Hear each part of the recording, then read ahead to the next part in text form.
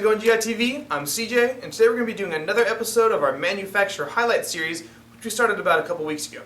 Now, if you guys missed the first episode, basically the reason that we're doing this is because we have an ever-growing inventory that's quickly reaching almost 10,000 different products, and at that many, it's just too many for us to take each individual one and give it its own review.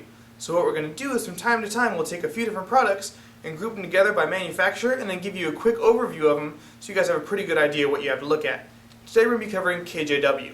Now, when I first started working here, I didn't really know anything about KJW. I'd only heard the name a couple times when I was out playing, and I didn't really know much about what they had to offer. But when I started working here and I started looking at their products, I quickly grew to like them quite a bit. Because the cool thing about them is all their products are pretty budget friendly. You know, they don't cost a whole lot, but they perform really, really well, just like a really expensive high-end gun would. Started off, in my hands I have the KJW SIG 226. Now, this is probably one of the most realistic SIGs on the airsoft market right now. Basically, everything on it functions exactly the way it would on a real SIG.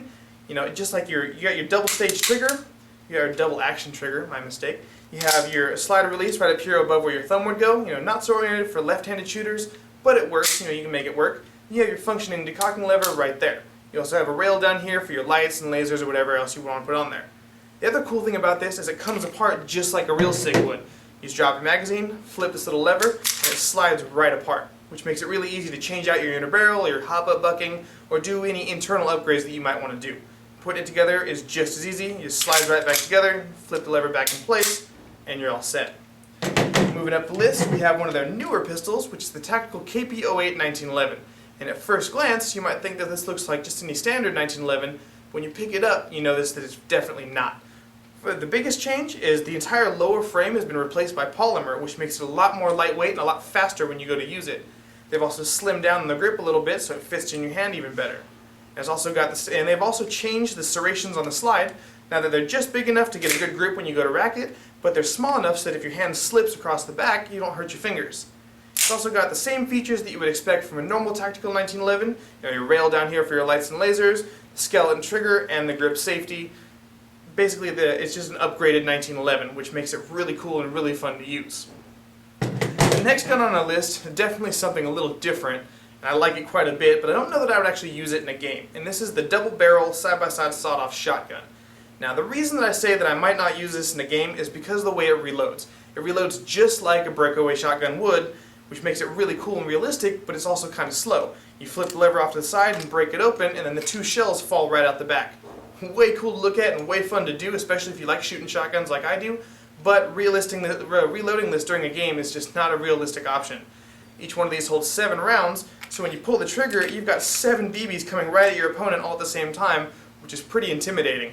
You've also got 2 triggers down here, so you can fire them one barrel at a time, or if you really want to squeeze both fingers up in there, you can shoot them both, and you got 14 BBs coming at your opponent all at the same time, which is even more intimidating.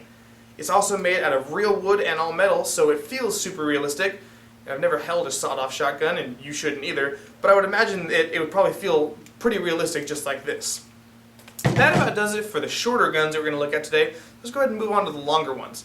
The first we're going to look at is probably one of my favorites just because it's definitely different, but it's a lot of fun, and that's the Mark II Carbine. Now if you look at it, you'll go like this, you'll notice that it looks an awful lot like their Mark I pistol. That's because it basically is with a fixed stock, a rail mount for your scope, and a longer inner barrel. And what's neat about that is because it's based off of a non-blowback pistol, all of that gas pressure is designated specifically to getting that BB out of there as fast as possible. So this thing shoots way over 500 FPS, and with that longer inner barrel, it's super accurate. Now, that might be a little bit too hot for the field that you play at, but if they do allow it, it makes it really easy to hit those long-range shots super accurately. Or if not, you know, it's a really fun target shooting gun, and it's really fun just to plink around with.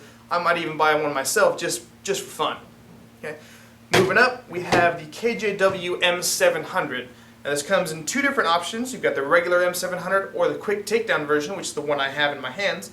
And what they mean by quick takedown is, let's say you need to transport your gun or you need to store it or whatever, and you need to take it apart to do so. You just flip this lever out of the bottom, twist the 2 halves, and they come right apart. It doesn't get much quicker than that. When you go to put them back together, you slide them together, twist, and lock it back in place, and just like that, you're ready to shoot. Now because it's a gas gun, again it shoots well over 500 FPS, which is perfect for a sniper, and the nice thing about that is you don't have to do any upgrades to get it shooting that fast. It comes right out of the box shooting way over 500. Got your mount up here for your scope, so you're pretty much good to go. I wouldn't even put another inner barrel in this thing because I've shot them, and they're way accurate. Alright, now the last gun that we're going to look at, and probably my favorite out of the entire group, is the KJW Tactical 22 Carbine. Now, this thing is really cool because it's kind of like a weird mix between an M4 and a sniper rifle. Now, you have your standard M4 features like your flip-up front and rear sights, your railed handguard, your pistol grip, and your 6-position adjustable crane stock. But at the same time, you have other features that are not at all like an M4. You know, this magazine down here, the body itself looks nothing like an M4 body, and it only shoots in semi. Also, the charging handle is over here rather than on an M4, which would be back here. The cool thing at the same time is it works just like a sniper rifle. At the same time, we have really high FPS and really great accuracy. And then with all the 22 BB magazine, you have plenty of rounds to hit whatever you're shooting at. It also is the only one of the group that we're looking at that's a blowback gun, which means, when you fire it, you have that really crisp kick, which makes it feel even cooler. So overall, if you guys are looking for a great new gun, but you don't want to break the bank, you should definitely get on to airsoftgi.com and check out all the awesome different options you have from KJW. Until next time, guys, remember to get out and play and always be safe. I'm CJ, and this is GI TV. Thanks for watching. I'm Deputy Joe LaMonaco. On behalf of the LA County Sheriff's Department and Airsoft GI, we'd like to say a few words on safety.